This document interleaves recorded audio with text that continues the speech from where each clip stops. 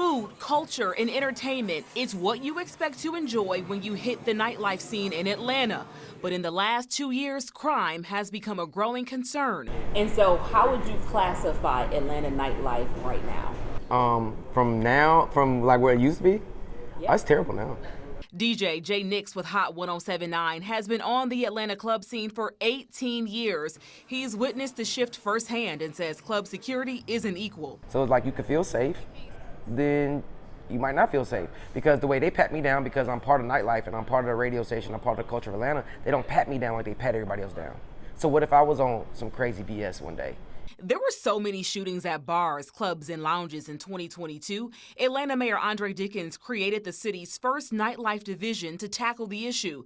The city added cameras and shut down several clubs with ongoing problems and offered safety training for businesses with a history of criminal activity. But after 2 people were killed in a mass shooting at 1145 Lounge in Buckhead over Mother's Day weekend this year, the concern is rising again. I always talk to Mari about being safe and be aware of her surroundings.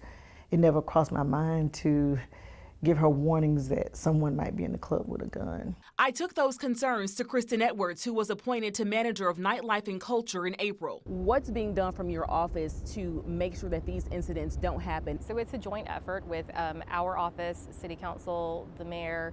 We're all working together, even our Nightlife Advisory Council. We're looking at legislation and looking at ordinances to ensure that we can keep this Atlanta nightlife ecosystem going and make sure it's safe and fun for everyone. The city told us in May, after the shooting, most business operators are complying and even benefiting from resources the nightlife division set up. But operators who endanger public safety must be held accountable. And on Friday, a Fulton County judge ordered 1145 Lounge to close permanently after the city filed a lawsuit seeking just that. What would you say to the people who say, Atlanta nightlife is just too dangerous for me to get out and enjoy? I think it's important to note that it takes everyone. So it takes the operators operating correctly. It takes every single employee looking and seeing what's going on. Richard Tang is on the Nightlife Advisory Council. He owns 3 restaurants and bars in Atlanta and just opened his latest venture, Bar Diver, on Atlanta's west side. I feel it's very isolated. I don't feel like it's a